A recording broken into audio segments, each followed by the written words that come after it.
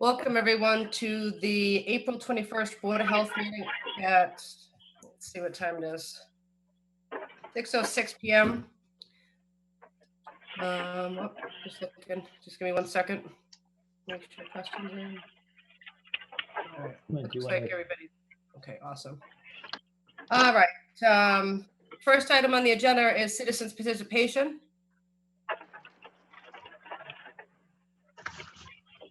Having none, we'll move right along. COVID-19 updates. Ed, do you want to start off? Sure. So hopefully everyone got the packet of information I had Laura send out today. So I know there's been a lot of questions on Maven and numbers we get from the state and different things like that. So the first thing I did send you was the kind of the flow, how Maven works and how we get our cases into the town and how we start our follow-ups. So I just thought for you to be able to visually get that. Plus Beth and Ashley are going to put that on the website so that people can see that. So if they even get a call from one of us, they kind of see why they're getting calls and things like that. The next thing is, obviously I've given you the total confirmed cases. The number and the chart I've given you is since from 1:00 p.m. today. We did have a couple more come in after 1 p.m., but I did not have a chance to go through those yet. So looks like a total of confirmed 83 cases to date. And then the next chart, you'll see we've cleared 44 of those cases so far. I did work with RedCap today, and they are going to continue to follow up on the cases that we've sent to them. The next document that I sent you, you'll see it says it's from the Department of Public Health. It's the information and guidance for persons in isolation. We have about 8 people that we have been unable to contact. Either they won't return our calls, or we don't have a phone number for them. So we are going tomorrow, Laura and I are going to go through that, and we're actually going to mail them this letter, which is what a majority of the Board of Health are doing, along with on the back page, you'll see asking them to contact us so that we can have one of the public health nurses reach out to them and do their contact tracing and see how they're doing. Yeah, hold on, Ed, hold on 1 second. Yep. Question. You know what, just so everybody knows, because now I'm trying to get a little bit more experience with this. I muted everybody. All right, can you hear me? Thank you, yep. Okay. So if we're unable to reach these 8 people, I don't know when these 8 people came in, if they were all at once or last week, would we be able to use any other resource to get this letter to them faster so they're not out? Yeah, so we were going to check some other sources. I was going to work with Laura on that tomorrow. But if we can't get them, we're going to mail this to the address that we have on file that we got from the lab through Maven. And then again, and I did reach out to a couple of other public health nurses today.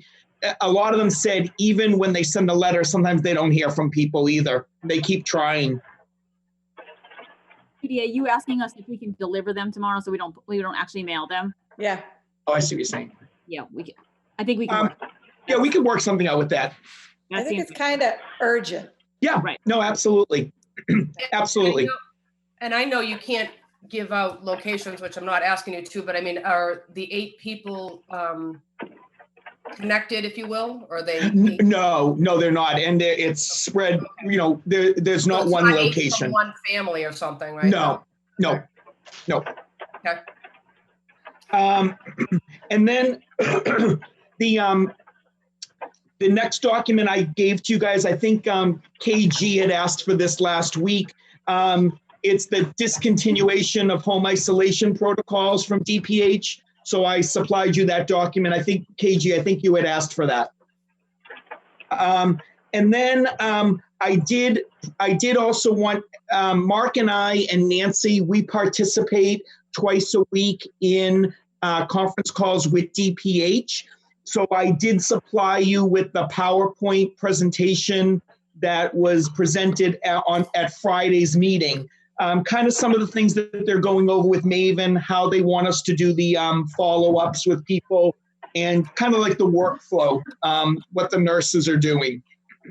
And obviously, like anything with this, everything's changing daily. The group right now that's helping us with some of our cases is Red Cap. Those are students like from BU and different schools.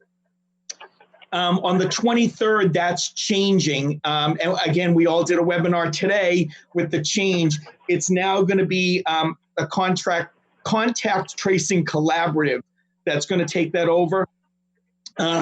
And tomorrow we will have more information on that, on how many cases they're going to take and how many cases our nurses are going to do.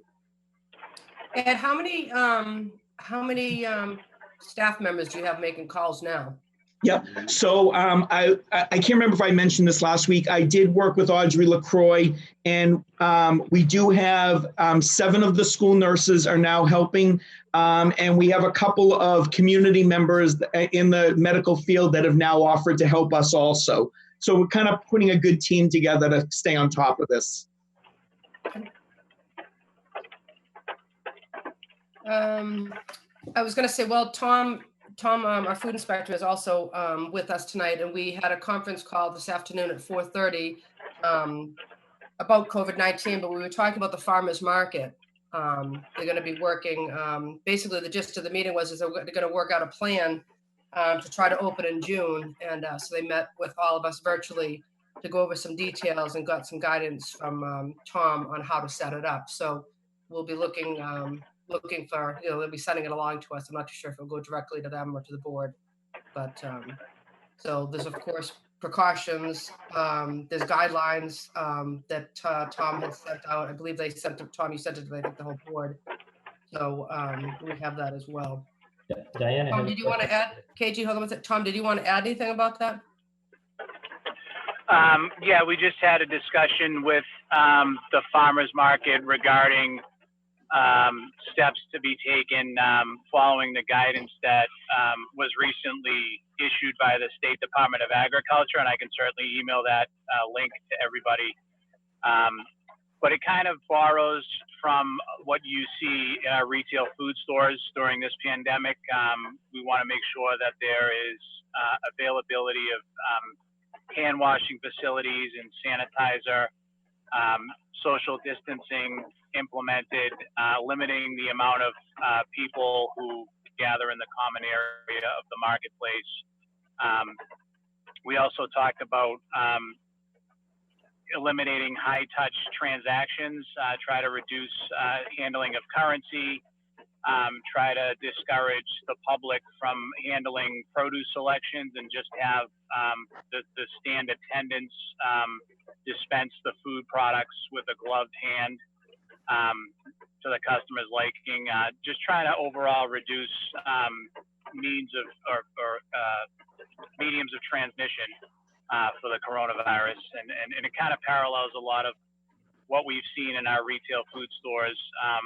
But it is unique in the sense that there's a lot of logistics that are going to be involved as far as traffic control and trying to reduce the number of vendors and concentrating on food access. And that's kind of what is correlated with what the governor's intention was when he deemed farmers markets an essential business. So we spoke about trying to eliminate vendors that aren't selling food and just kind of concentrate on the food vendors themselves.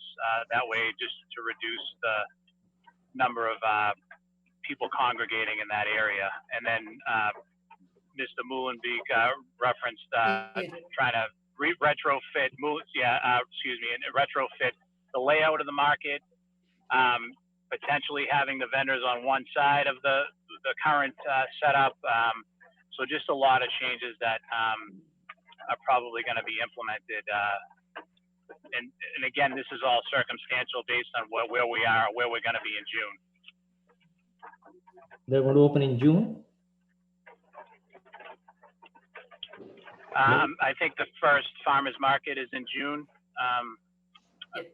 Yeah, that's what they had said. Tom, did you talk about nobody bringing their own bags? That's a current order that's in effect, and we actually didn't bring that up, but it's definitely something that should be adhered to try to limit, again, the high touch points and Right. the means of transmission. We talked about not allowing animals into the area. It's usually a dog-friendly event. It's a community gathering place, and you see people out during the summer months with animals and stuff in the common area, but we want to try to discourage that. And we kind of looked at every possible preventative measure outside of the bags, and that's a good point, to try to limit exposure to folks who patronize that market. Yeah, Tom, you were trying to get that plastic bag, one-time-use plastic bag for the farmer's market. What happens sometimes, these vendors, they lick their fingers to open the bag. So make sure they don't do that. They have a sponge and a water there available so that they can use that to wet their fingers to open it. Tom, I'm sure you weren't bored last week and watched our meeting, but during our meeting, we had a discussion about the grocery stores and making sure that they're in compliance with the current laws. And I believe, Okay. I'm assuming Mark went and made sure that they're in compliance now. That is correct, Diane. I did go to the stores on Friday morning, Okay. following the COVID-19 procedures and policies, and Oh, great. I interviewed them as well, and the managers were very attentive. In fact, they're adding more opportunities to check employees as they come in, and as well as the state sent out a directive last week related to essential workers, but they're not healthcare workers. And the state's even allowing, if they so wish, to even allow someone in quarantine to go into the work world with certain provisions. Hello? Yes, I'm listening to you. No, are you able to hear me through the Zoom? That's Yeah. Oh, okay. All right. like Ask the question. Sorry, thanks. Sorry about that. Sorry. That's okay. Did you hear me? Yep. I can hear you, yeah. Yeah, Tom, I had mentioned about the plastic bag. Did you get that question, or? Can you say it again, KG? I didn't hear you the first time. Often the vendors, when they try to open the single-use plastic bag, Yeah. they lick it and open the plastic bag. So we want to avoid that one, to make sure they have a sponge, wet sponge there available to open it.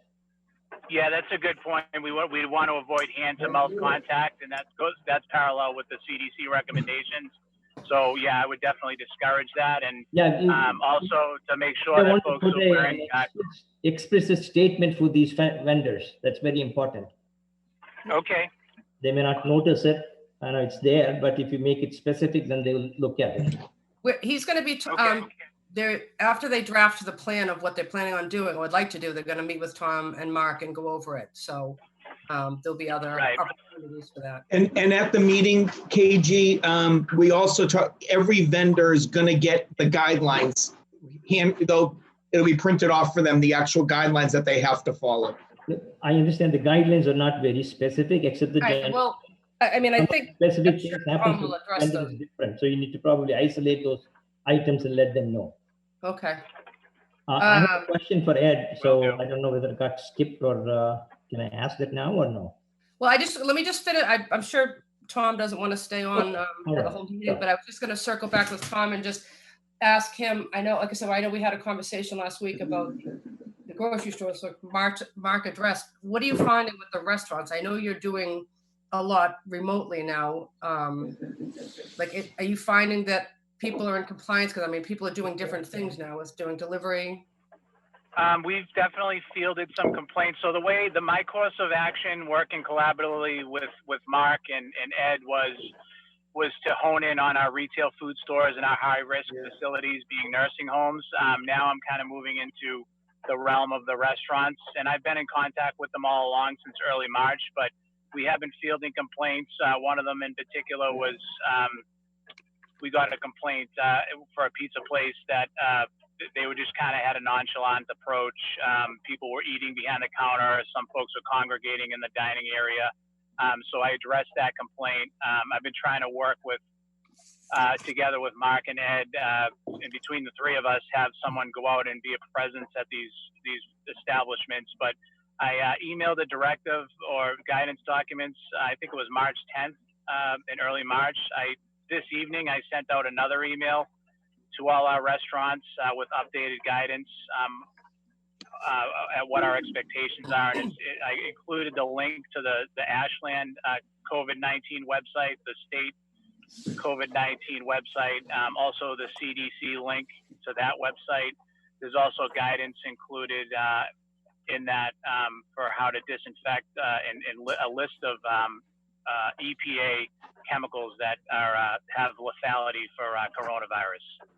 So I've been trying to keep in touch with them. I plan on working more diligently this week and communicating and fielding any complaints that come in. And then I definitely would welcome any observations from any members of the board if they've seen anything that raises concern, so I can address it. I've been trying to do things remotely as much as possible. And try to get the word out over virtual rather than on-site visits. But if it is necessary, if it's an emergency situation, I certainly would dispatch to the location and have a conversation with somebody about. So there are no in-situ inspections done for the food, right? All right, KG, hold on. Sure. Tom, I just want to make sure Tom finishes thought. Yeah. I'm sorry, go ahead. Hi, I raised my hand. Is that how we're supposed to do it? It would be awesome. I don't know how to do it. It says you can click on the side. So I guess my concern is that the only way you're saying is that we're getting a field visit is if there's an emergency situation. And I don't really want to get to an emergency situation before there's a field visit. I kind of feel that we should be more proactive than reactive. So that being said, how can we ensure that everybody is complying prior to, getting these kinds of complaints? I mean, I certainly don't want anybody to be at risk, and I want everybody to be safe. And I'm not feeling that not going into the establishments is working for me. Right, and I share your concerns. I'm also trying to take into account, I mean, I could be a silent carrier. I don't know if I have it. I don't want to increase my exposure to it. Going to different locations if I don't need to go there, if I can address something with a phone call or email initially, if I will go out there, obviously, if it's something dire. I definitely don't want to take a reactive approach. I'm trying to be very proactive with this and aggressively addressing it over email with establishments. I know that Beth has been working with restaurants to try and, from an economic standpoint, to try to change their business models so they can capture business and start to sell retail food products. I know that all restaurants have been strictly to go since the governor's directive came out. So thankfully, that reduces the amount of foot traffic, and hopefully that they're adhering to the social distancing guidelines as to be expected, and limiting exposure to the public. I know as of now, food hasn't been identified as a means of transmission, although surfaces have and high touch areas have, so that's where the hand washing comes in. Many of the recommendations that are handed down through this crisis are parallel to what we already expect. Hand washing is something that's mandated that we already expect. Glove use is expected. A proper illness policy and notifying us if employees are sick and exhibiting any sort of a fever. That it's up to the onus of the owners and the operators to make sure that folks are excluded. And that the Board of Health is notified if that would be the case. I'm sorry. I had sent a bunch of questions about 3 or 4 days ago regarding this food inspection thing. I'm not sure whether all of the vendors have turned into a takeout establishment. Some have they closed there temporarily for a while or not. We don't know the list. And we don't even know whether all of these establishments have retained a full-time certified manager while they're operating as a takeout. Do they have one? Do we know that? Based on my first rounds of my most recent inspections, I can say with confidence that everybody has a certified food manager as of the last inspections that I did conduct. That was when? What's that? That was when? At the beginning of this year. I can look that information up for you and get it to you, but that's something that we do verify on routine inspections to make sure that folks have certified managers on board, and then any new applications, that's a requirement, as you know, from the form that you developed, to make sure that they submit a certificate or certificates rather with their applications. Right. The problem is that if they have laid off, they usually go and lay off people with higher salaries so they can employ maximum number of people. So it's possible the certified manager who gets a higher salary may be laid off. So we just want to make sure the establishment still keeps people there. I think I can hopefully, put this together. I mean, I think there's a comfort zone with all of us. I'll speak for myself, but just with not having any inspections done, establishments who are doing different things now than they were, I'll say 2 months ago. I mean, would you be willing to come into town and do inspections? And just I definitely would be willing to do that. I know with my other jobs, we've been limiting our inspections just because we want to limit our exposure to the public outside of emergencies and food illness complaints. I'm a little apprehensive to open myself up to too much exposure. I have 2 infants at home as we speak, and every time I walk out that door, I'm considered a first responder as far as being on the front lines in these inspections. Interacting with the public.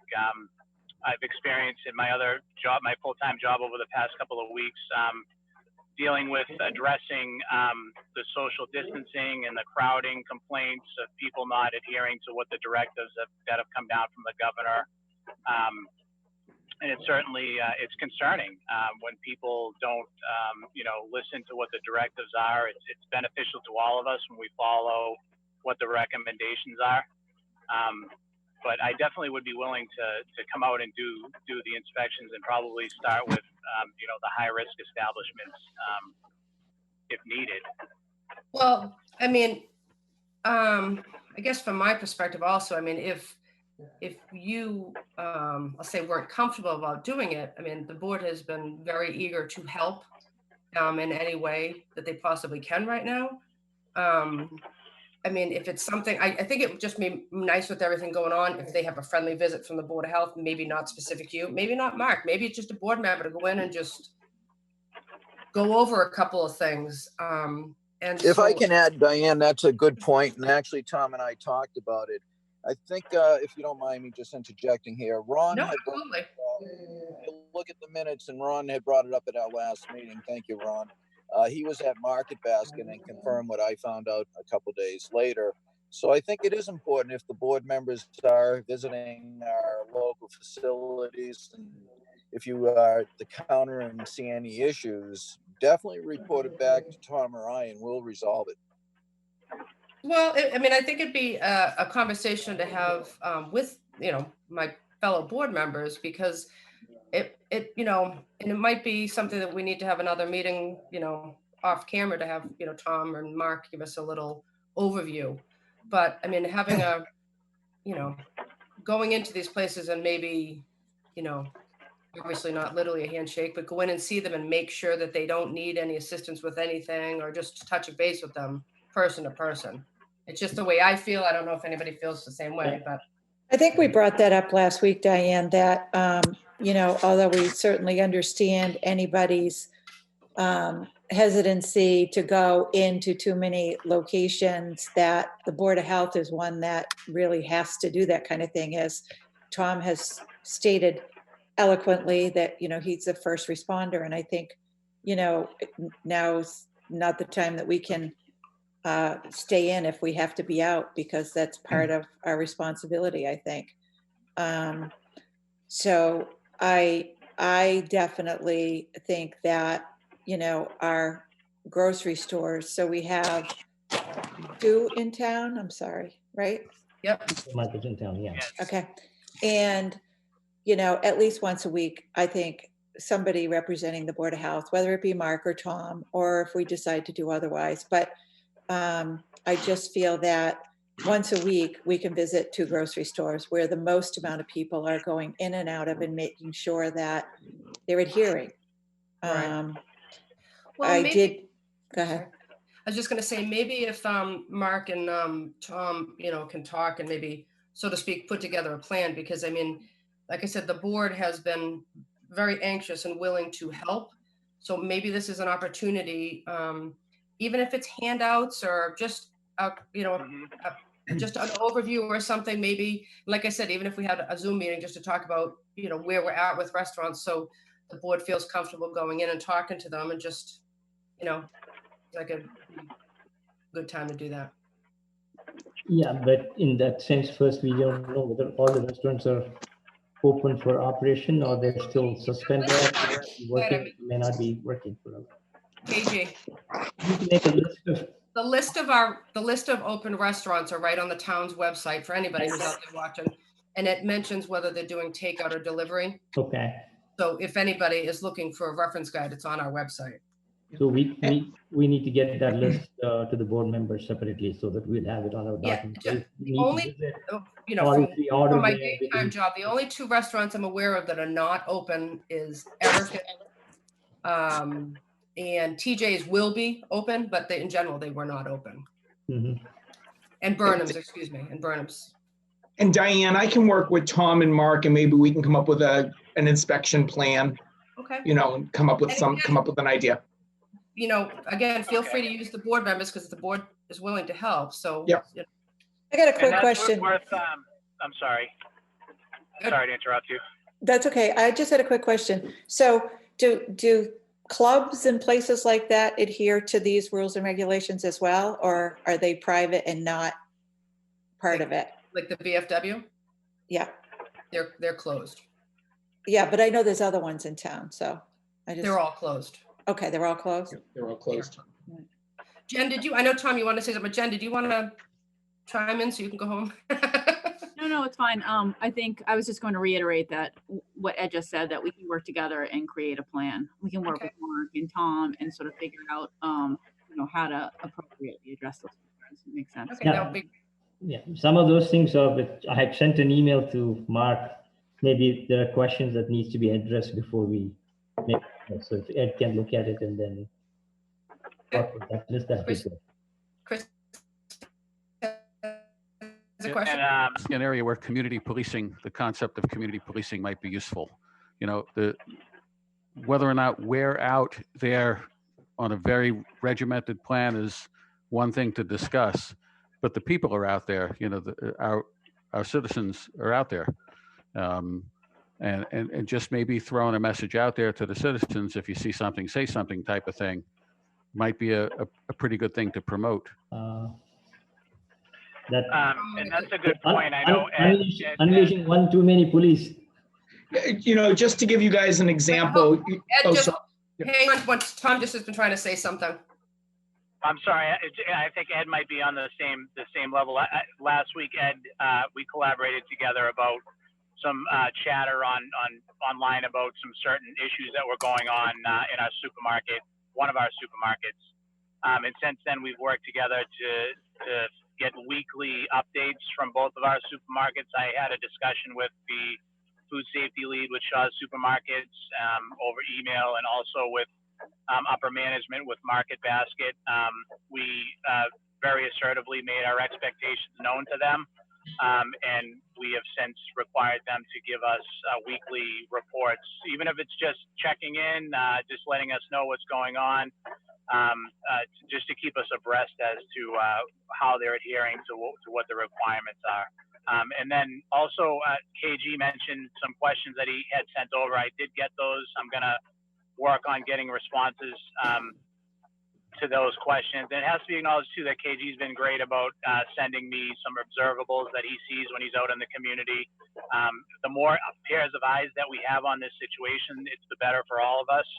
And you know, if you see anything concerning, I can say to everybody here that, you know, please let us know and we will address it. You know, given the urgency of the current set of circumstances that we find ourselves in. And I also want everybody to know that, you know, as we all know, these regulations and directives and rules have been changing by the day. It's consuming just to even address reading, keeping myself educated onto what the regulations are. So if anybody sees anything that I might need to know or a new update about something that I haven't seen yet, please send it over to me. I've been trying to keep up with checking on the state website to see any new or updated guidance that the state has handed down, and also checking the town website alongside that. Well, thank you, Tom. Yes. Diane. Yes. Disregarding about the updates that keep coming in from the new regulations, I would prefer that one of Ed, Tom, or Mark to take down and summarize it and let us know, because each one of us reading that links 2 hours and trying to find 2 lines which are important. Yeah. It's time consuming in terms of the man hours or human hours spent on it. So it's better Right. that if you have a summarized thing, and then if they attend a webinar, let them summarize what the salient features are and send it to us. So that way it's much easier for us to digest and then spend our time on doing more of the Board of Health work for them. Well, yeah. So basically just summarize, just let us know, what's in the context of the email, because it is very, a lot. Yeah. If you're talking about the command center reports, they're pretty good. What they do is they reference at the top a summary of what's what's below, and so it's a nice little summary. I kind of went over that once with, I think, KG or someone, and then over to the right side are your cases. So just so you know, over the past few weeks, there's been 50 plus directives related to all this. So as Tom said, it's not always easy, but I think the command center report is a good summary.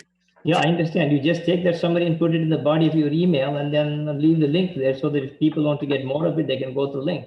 And I can just read the summary. You can just... Yeah, the command center report is a summary, KG.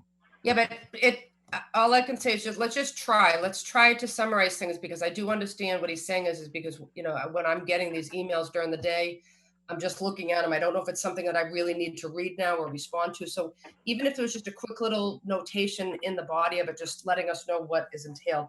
Yeah, I can work with Ed and Tom on any food directives, see what we can do to summarize. Awesome. Tom, one quick question. The only really thing I've noticed, are there any guidelines or directives as far as touching, point of service machines, credit card, things like that? I finally noticed that the Walgreens, has a couple, of credit card payment machines on a separate desk, and then they have 2 big, huge bottles of hand sanitizer. But other establishments don't have that. Or even if you pay for something online, like I happen to go to Pantai in Hopkinton, and even though you pay for it online, they still ask you for your credit card, and then you still have to sign. Now, they did have an area where they say that they did have a big bottle of hand sanitizer, and they did say, these are sterilized pens, and then they would take the pen from you after you were done, and it, they seemed like they were following it, but it just seems like that's a high touch area, and I carry my own hand sanitizer, but there's some that I have to press buttons on and others that I can just put a card in, and I just didn't know how that's handled. Yeah, that's a good point. And even in my own travels, I've seen other retailers, some of them are good at it and others aren't so much. Yeah. I mean, for example, I went into a Whole Foods recently, and after each customer, they made it a point to spray the touch terminal with disinfectant, wipe it off between customers. So It is parallel with what the guidance is. I don't think it's mandated, but it's strongly encouraged that high touch point areas like point of sale terminals should be disinfected on a regular basis. And then also to discourage handling of cash with transactions, because that requires even more touching of money and, you know, more means of transmission between surfaces. So I think it's something to, you know, it's an important thing to concentrate on. And I've definitely, in my guidance documents that I have sent out to the supermarkets, I think that's included in there. Okay. And if it isn't, I'll send it out again and make a phone call just to make sure that I know they have the shields up at the terminals. Yeah, they all do. I know that I've seen at Shaw's that they have the bottles of disinfectant and they try to spray the belt after each transaction, but maybe make sure that they spray those terminals as well, if they're not doing it already. But yeah, the more explicit statements are made in this are more helpful for them. So we may, they will read and they know it, but it's better to make it more explicit if we can. Yeah, I definitely feel like it's probably based on what kind of technology they have with their operating system. Some are just, you know, pretty basic, and others are networked through. So I think to try to make everybody do the same thing would be impossible, if not so obviously costly for the small businesses. But if they could keep them clean, that would be important. Absolutely. Definitely important. All right, does anybody have anything else for the COVID-19? Yes, I do. Ed? Yeah. You mentioned about you're going to send a letter to those 8 people who are not contacted you or Ethan. But if in that letter it says contact you and they don't want to contact the Ashland town people, are there any other alternate methods by which they can contact someone else and accomplish the same thing, whatever that needs to be done? So they can contact DPH directly if they want. That's in the letter. So, or their primary care. So it references to contact somebody. Okay, that's fine. But they may have already, is that right? They may have already, correct. Okay. That wouldn't be fed into Maven? So if, for example, Judy, if they called their primary, then the primary needs to go into Maven and update the record. And we know some of them are not doing that. Correct. Okay. Thank you. Mark Dasoni has a question.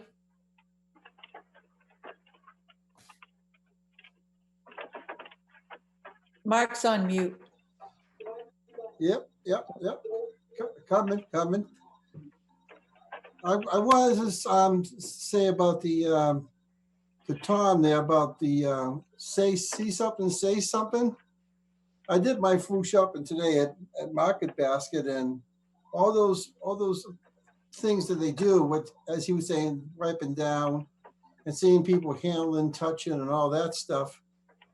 If you do call the management, they can't be there at all times to see what happens in all of the aisles.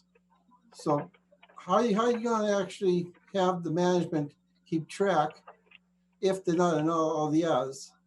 And the other thing is to, it was Mr. Berman was saying about the school is out for the year. That answered my question, how's the staff's going to be. Will the school nurses be this part of the staff? Those are my questions. To Tom first and then to Ed after. Thank you. I think you make some good points about, you know, it probably is impossible for management to keep an eye on that, but you know, we're holding them accountable. And if I know that Shaw's had brought in a separate cleaning dedicated full-timers that were just solely responsible for disinfecting the carts, the baskets, the high touch areas, and that was their job. That was their only responsibility throughout the day, and they did it on, I think it was every hour or something like that. So, you know, we know that this is an unprecedented situation, but we know that this is an imminent health hazard to the public, and we have an expectation of management with these retail stores that they're gonna, you know, make sure they have the staff available to address these concerns. And if that means just dedicating certain full-timers to just doing what these directives entail, then that's what it's going to have to take. This isn't something to be taken lightly. We can't just have it. We heard last week we had people calling or sending complaints about people having masks on, but the masks not over their face. I don't think that's mandated, but it's definitely strongly recommended. And I know that the governor has said, and that whenever we venture out, we should be wearing a mask. So if you're going to be wearing a mask, it's probably in your better interest, especially as a frontline retail food worker at a supermarket, to limit your exposure. If you're going to wear it, you should wear it over your face, and not just, dangling like an accessory. So, there are concerns, but we definitely have the accountability and we have the expectation that the directives are followed. Yeah, There's always one in every group, I'm just saying. I just want to add one thing for what Tam said. Okay. Mark Tassoni, if you do find something of that kind, you can call the floor manager right then and there and let them know. I did that about 3 or 4 weeks ago when the initial mandate came for using hand gloves to stock the stuff in the stores. And there was some, they were not doing it. And I did call the manager from police and told him. He said, we have ordered the gloves, we have not had it yet, so it should be ready. So they will take the action. And to do that, KG, that's to say, would you want to make a ruckus over something or make a ruckus because it's needed? So Well, I would make that ruckus because it's needed and it's said and it's in regulations. And I turned my volume down on my TV because it echoes. So Okay, here I come thank you, back Mark. up with the TV coming up. Thank you. All right, is anybody else have anything? Judy? Are you? Oh, she's Quick muted. question. I'm unmuted now. Ed, as a police officer with your other hat, do you know how it's working in Framingham with them requiring everybody going into a business wearing a mask? Is that something we should talk about as a board? So, it's funny, it's funny you say that, Judy. So yesterday, we actually, we ordered takeout from La Cantina. And when my wife placed the order, they said, oh, when you come in, you have to have a mask on. So they were even telling them, listen, I think that's where we're heading anyway. Personally, I think that's where we're heading when they start to open up things to begin with. I think that's going to be one of the mandates that in public places, we're going to have a mask on initially till they get this under control. So how would we, Jennifer? So I just want to add in. So I think, and I'd have to do a little bit of research, but I think the Attorney General has put out some information about whether you can actually mandate it through a directive or if it's really guidance. I mean, people I think are adhering to those guidance, those guidance documents. So if we say, we'd really like everybody when they're in a public place to have a face covering, if you're entering a business, I'm not totally clear, and we can certainly do some research on that, whether we're actually allowed to mandate it. And we can definitely get you that information if that's something you guys want. They are in Framingham because I went into the Walmart to pick up a few things, and they didn't let a gentleman in that didn't have a mask. Yeah, and the Walgreens in Framingham, over by Staples and over there, has a big sign that you must have a facial covering to wear. Right. I've seen it in a few places in Framingham, even Stop and Shop on Temple Street. Framingham Baking. Maybe there's about Mark could actually, or the three of you maybe look into seeing if other communities are looking at doing that. There's about 5 communities that have done that. I can, what I can do, I can have Laura call around to those communities tomorrow and find out how they wrote their guidelines, or if it's something that their Board of Selectmen had to pass or something like that. Actually, my wife is listening, and Framingham City Attorney says mandatory face mask order is legal. Oh, so Chris Petrini says it's legal. It must be. So what I'll do is, actually, Laura's listening. I'm going to ask Laura to maybe do some research on that for us tomorrow, and then we can get some documents out to the board. Sure. I'd like that. I think what could it hurt? It can only help people. Yeah. But even in the meantime, we can certainly message it, right? So we can have that message out there. So I think you can achieve you can achieve compliance, I think, with a lot of folks if you just we start really pushing that message. And so if that's something you want, we can work with Beth and Ashley, Mark and Ed about messaging that coming from the Board of Health. So, you know, even if it's not, you know, a directive or a mandate, I still think we can work on sort of more voluntary compliance while we do that research. And that way you don't have to wait, you know, wait until we finish that research. So it's certainly something we can do. Just do it as a recommendation from the board. Is that what you're saying right now? Yeah, I think we could do it as, where we just message that. And then if we need to get, you know, similar to what they're doing at the state, they start with these, you know, these sort of guidance documents, and then they become directives if necessary. In this regard, no. Why? If any of the first responder teams need fabric masks, my wife has been making it and mailing it to New York and other places. Let us know if you need it. We can get you some. We're actually in really good shape right now. I've been able to obtain quite a bit. And just for the board knows too, I supplied masks to all of our DPW workers, all the people at the community center that are working the food pantry. So everybody all town employees, if they want a mask, have one now. Okay, good. Thank you, Ed. Great. So Ed, if I needed to obtain one of those to conduct an inspection, I'd see you about that? I have plenty. And Okay. I also have quite a few cloth masks. So if there's any resident that's having a hard time getting one, we can get those to them too. Great. Okay, thank you. All right. Anybody have anything else for the COVID-19? So just one more thing. I'm hoping that, you know, the board is getting the level of detail and information that they want. I do sort of just want to highlight one of the things. It's definitely continuing to evolve. Ed touched upon the change from, I think it's called Red Cap. Is that correct, Ed? Yeah, correct. Right, to CTC. We're hoping that we'll have more fluid information.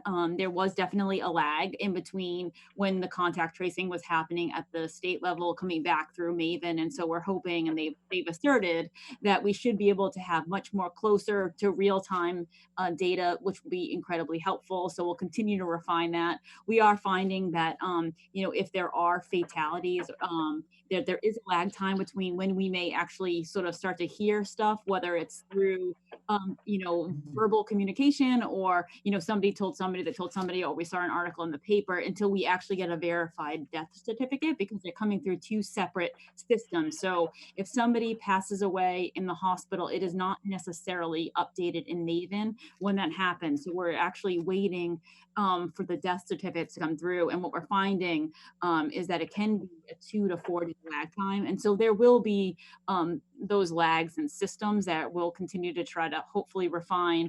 But if you have any questions, you know, definitely reach out to Ed. We'll try to get you the information as soon as we can. Do we have that information somewhere on the web, or we don't have it? You mean how many people have succumbed to it in Ashland? Yeah, I don't think, I didn't see it on the web. So as of right now, we have 3.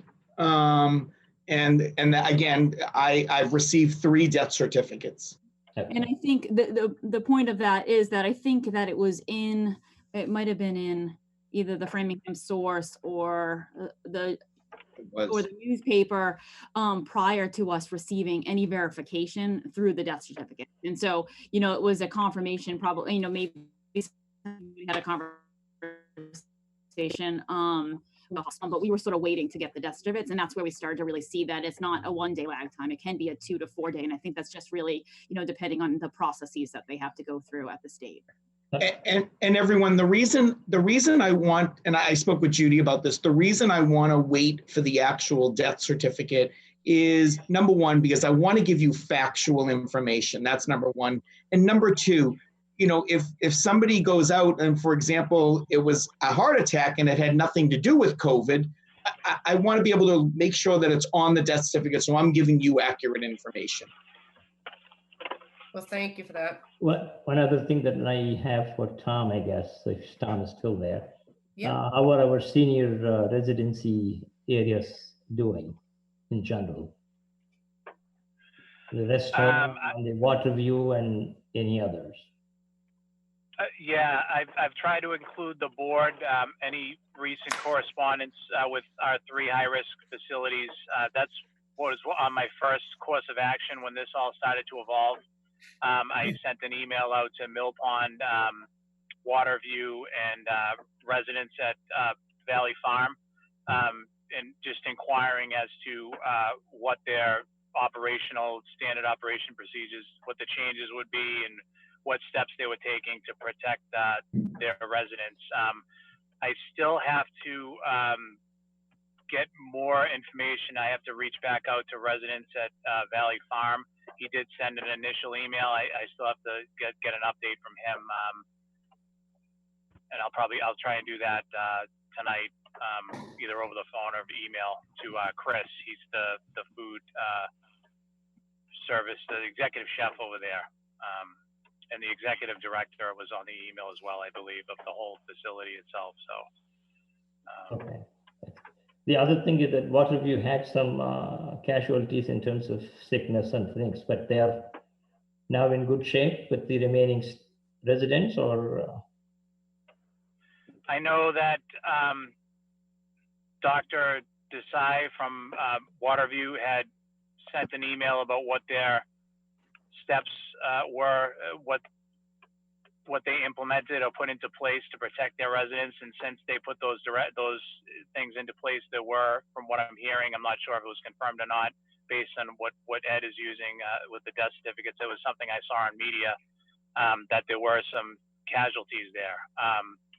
I haven't heard anything back. I will follow up with Doctor and ask her what the set of circumstances are over there. Also try to get a number of residents there currently housed.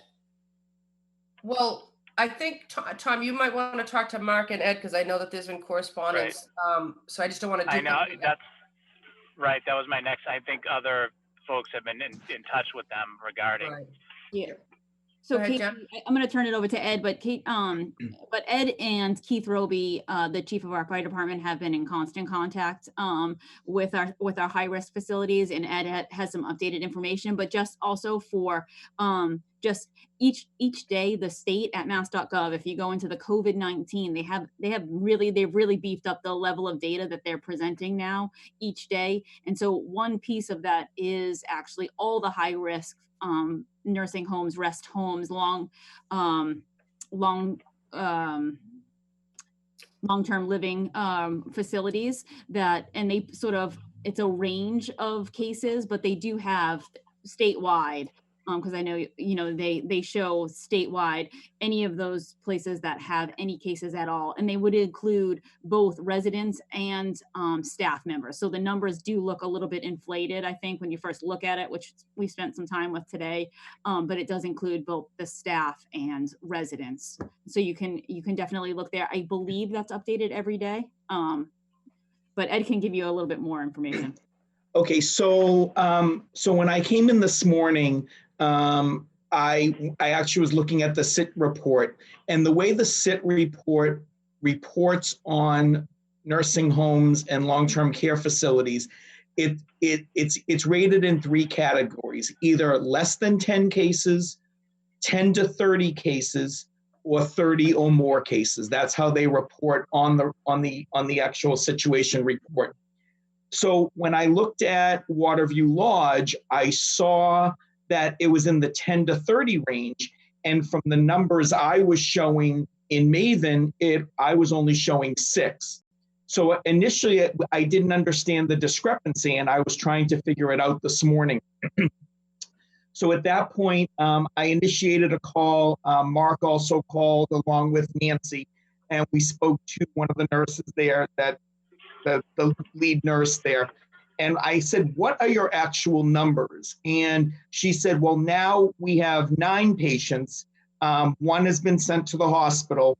And I said, okay, and she told us that she has some staff members that were also infected. So that's what would have made that number between that 10 and 30 mark on the state's situation report. During the conversation, we also found out that Dr. Desai had contacted the National Guard and asked them to come in and do testing in her building. And we found out toward the end of the day today that is scheduled between 6 a.m. and 8:30 a.m. tomorrow morning. The only piece we don't know, we haven't gotten clarification yet, is if they're testing the entire building or is it just one floor. We don't have that information back yet from Dr. Desai. I did send her an email at around 3:30, 3:45, asking for that information. Can I ask you, Ed, in a general sense, I don't know if it would be specific to this, but do they bring the National Guard in to test when there's over a certain amount of, I'll call it residents or people in one building, or is it? Yeah, so again, and they leave it up to each facility, if they want everybody tested, if they want just their staff tested, or if they want just the people that have symptoms tested. So again, right now they leave that up to each facility. Right. Yeah. And I don't know I know they're scheduled to be there tomorrow. I just don't know to what extent. Okay, Jen? So I think it's a resource that the state, given the high risk facilities and sort of what's happening statewide,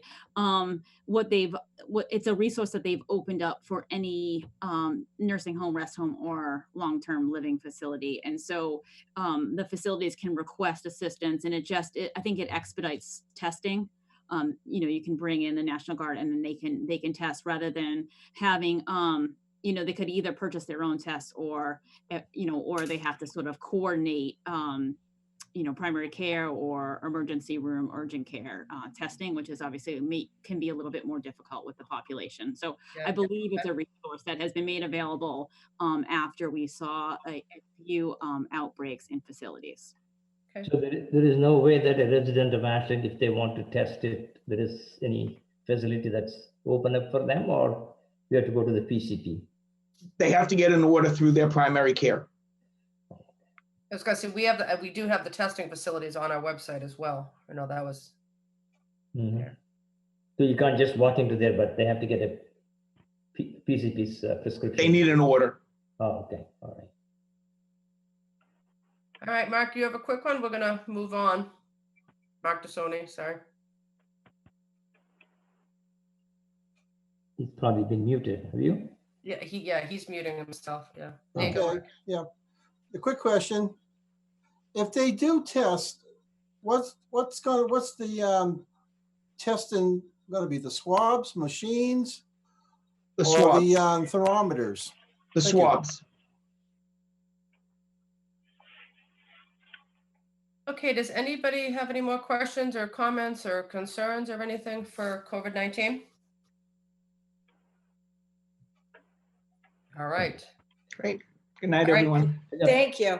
Ed, I might call you a little bit later. Okay. All right. See.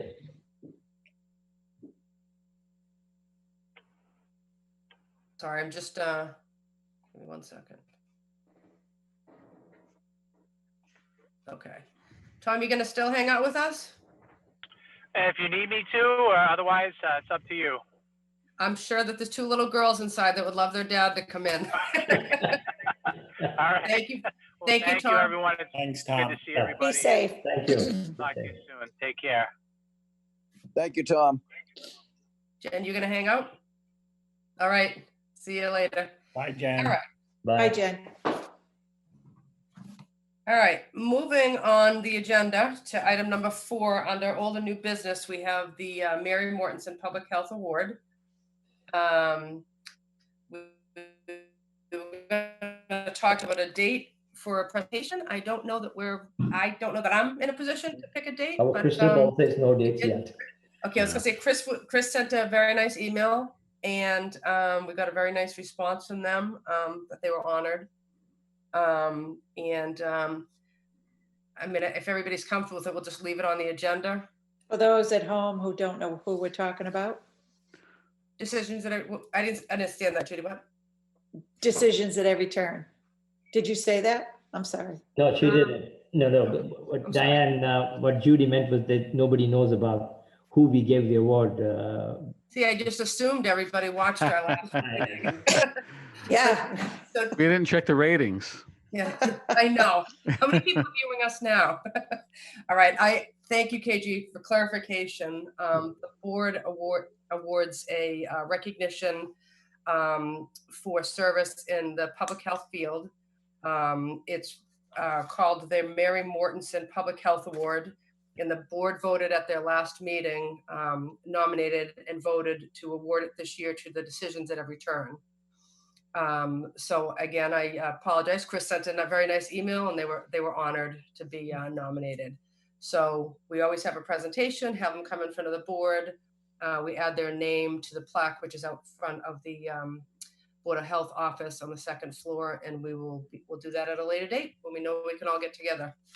Thank you, Chris, for that excellent letter. You're welcome. He speaks for all of us, Chris. It was very good, yes. All right, so the next item is clerk's report. Judy, I know some of these things we're just keeping on for regular Right. opportunities, but we have down resident/volunteer opportunities available for the Board of Health. Yeah, so, you know, I'm finding, you know, there's certainly, I'm working with a lady who belongs to a big sewing group. I know that there was a request that was sent out for urgent need of surgical gowns being made. And there was a group that were looking for volunteers that could sew. So I shared that out. I was going to, Ed left. I was going to talk to him about an idea I had, and also, you know, I'm not sure that I'm ready to table the discussion about visiting places, you know, or if we just happen to be there, what should we be looking for? What should we, you know, like if I'm doing takeout, can I hand somebody something and say, hey, share this with everybody here, you know, or, you know, is there any way we can get any hand sanitizer as the Board of Health? Because I know it only goes to priority people that we could, you know. Well, we could have, you know, Mark and Ed work, you know, see if they can work it in their plan. I don't know if we could even get it, even if we bought it, but I'm thinking that, I mean, maybe because I'm just getting used to the Zoom thing. I mean, maybe even if we had just a quick meeting with Tom and Mark and Ed, you know, let them put together a plan just to educate us on exactly that. If we go there and this is what we see, this is what we feel comfortable saying, and just kind of give us a, you know, a little bit of a tutorial of, you know, how to present the orders and so forth. Okay. So, because I think that's a good way for us to help out right now. I know everybody wants to help, so I mean, I think that's a good way for us to help out. So that's all I have for now. Judy, did you say that you're looking for some volunteers to stitch the gown? Yeah, it was forwarded to me from Diane, I believe, because she knows I sew, but my arthritis kicked up, so I couldn't really do it too much. My wife is working with a group of people, so if you can forward that email, I'll give it to her. Maybe they can. Okay. Their time. Are you going to do it, Diane? If you want me to. If you have it handy, yeah, just forward it to him. All right. Okay. All right, Mark Orem, you are up. Health agents report. Okay, and as it relates to the budget, it hasn't changed too much. We have around 13,700 in COVID-19 grant money we received from the state. We're working, we being Laura and I, working on finding out on payroll if they're having us place the nurses' hourly rate in a separate line item above the 5 hours per week she's regularly working. And so we have to check with payroll to see if they're not drawing from it right now that I can see, but I expect they will probably draw from it very soon to pay for the additional expenses related to COVID-19. Now, Mark, if I can ask while you're there, is that the 13,000 in general when we requested it or however we got it, I mean, is it in general mainly for salaries? It was based on needs related to COVID-19. That includes PPE, personal protective equipment. If we ever had to set up a shelter, any additional expenses for that. So it's for, it could be for. So any COVID-19 related item. Okay.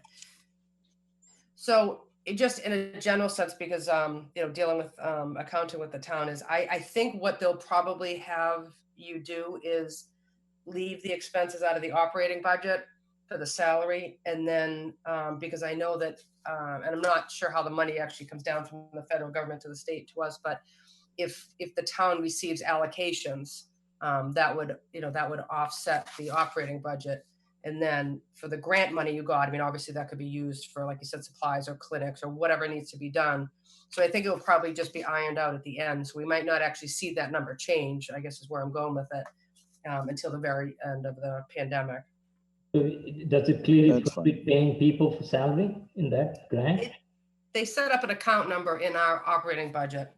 So if you look at what I meant is these grants, do they forbid spending money for staff to be hired for that purpose of COVID-19 or paid for their services for that purpose? I don't know that, Mark. I don't know. You can use it for salaries, right? One sec. That is correct. Okay. Yeah, and COVID-19 related items. And I don't know if there was a time limit. There may be the need for there will be the need for mass inoculation clinics. There will be expenses there. So a variety of things from this point onward related to COVID-19. All right. Anybody else have anything related to the budget? All right. Moving right along, Mark, Medical Reserve Corps update.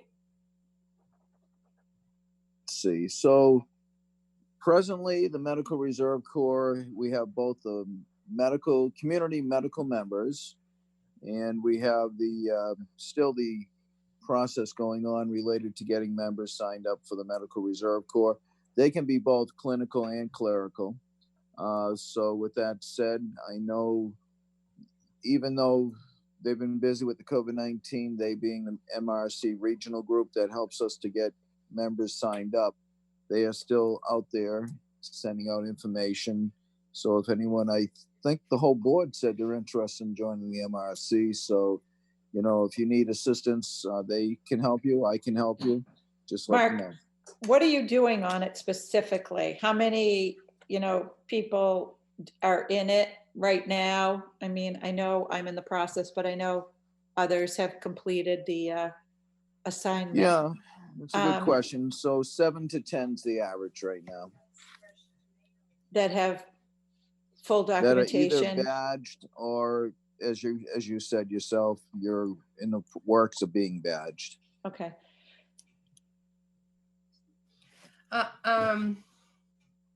Sorry, lost my train of thought. Do you when the school nurses come in or you meet them or speak with them, do you, ask them if they're interested in joining that volunteer organization, Mark? Use that opportunity? We haven't had that opportunity yet, but that's an excellent suggestion. Okay. All right, is that it for MRC, Mark? I believe so. Okay, great. Thanks, Mark. You're welcome. All right, moving right along to item number 7, review of minutes. So we have 2 sets from March 10th, 2020 and April 14th, 2020. Yeah. Did you get a chance to look at both of them? I did. Yeah. Mhm. On March 10th, I wasn't there, so I'm not going to vote on that one. So you want that to be individually done? Say that again? You want that to be voted individually, right? I still didn't understand You want to Individually. individually yes, done. yes. Yep. Okay, if everybody's in favor of me proposing the March 10th meeting minute be approved as presented. Second, in honor of Preston. Sorry about that. All in favor? Aye, Chris. Yes, KG. Hi, Mortensen. Right, and I make a motion to approve the 14 April minute as presented. Second. All in favor? Aye. Aye, Chris. Mortensen. We have to entertain our guests. That's right. All right, so now we're going to meet, our next meeting is May 5th. So then we'll be back to our regular schedule, All right. 6 What's the p.m. chance of that being in person? It would be really nice to say it would be in person. It's very hopeful, Doctor. I don't think so. I know. I'm just feeling like with everything right now, that once a week we should check in. Sure. Do you want to do a weekly meeting? Yeah, it doesn't have to be long, or, you know, it just could, like, on the off weeks could just be COVID-19 update. Well, the COVID-19 update was 50 minutes tonight. So, I mean. Well, it shouldn't be that long next week, Yeah. hopefully, but, Yeah, and you know, Ed is just ramping up, so. well, and plus also was, I mean, obviously we had Tom and, you know, Jen on and stuff. So, I mean, we could, you know, if we're going to have a discussion, we could just, you know, have a quick discussion. So if everybody's, I mean, we could. Oh, and it wouldn't be anything that, even if we didn't have a quorum, it doesn't mean that the people that can do it can, so that way Chris doesn't feel obligated to, you know, to spend the time if he's, you know, busy. Absolutely right. You know, with other stuff. So. I'm fine with it.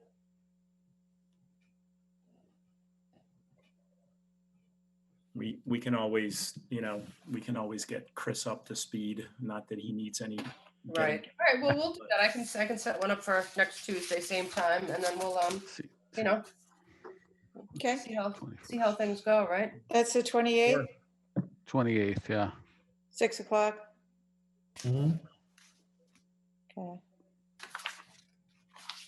Okay. So that meeting we'll put just the COVID-19 updates. And then we'll have our regular meeting. I guess our regular meeting will be the week after that. Great. Okay. Does anybody have anything else they want to discuss? No.